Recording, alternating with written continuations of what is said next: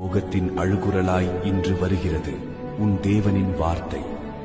மானிடர் மறந்தனர், மணந்த மக்களுக்கான நான் சொன்ன வார்த்தையை சொல்கிறேன். உனக்கான கட்டளைகளை மீண்டும்.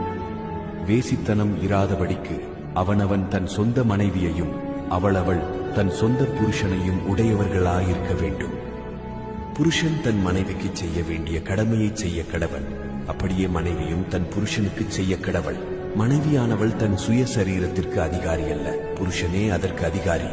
புருஷனும் தன் சுய சரீரத்திற்கு அதிகாரி அல்ல, மனைவியே அதற்கு அதிகாரி.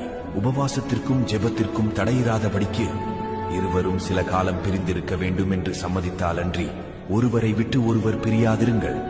உங்களுக்கு விரதத்துவம் இல்லாமையால் சாத்தான் உங்களை தூண்டிவிடாதபடிக்கு மறுபடியும் கூடி வாழுங்கள். இது உன் தேவனின் அன்பு கட்டளை. வாழுங்கள், ஒருவரை ஒருவர் புரிந்த கணமே மாறும். உங்கள் வாழ்க்கை சிறந்து காலம் மாறினும், பல வருஷங்கள் ஓடினும், கலாச்சாரங்கள் புதிதாக தோன்றினும், உலகத்திலும் பல்வேறு மாற்றங்கள் வந்தினும், உன் சேனைகளின் கர்த்தரின் வார்த்தை என்றென்றும் மாறாது. எனவே அன்பு பிள்ளையே, உலகத்தில் உள்ள அனைத்தும் மாறினாலும் நீயும் இருக்க வேண்டும். உன் தேவனின் வார்த்தைக்காக ஜீவ கிரீடத்தோடு காத்திருப்பேன் பரலோகத்தில் உனக்காக.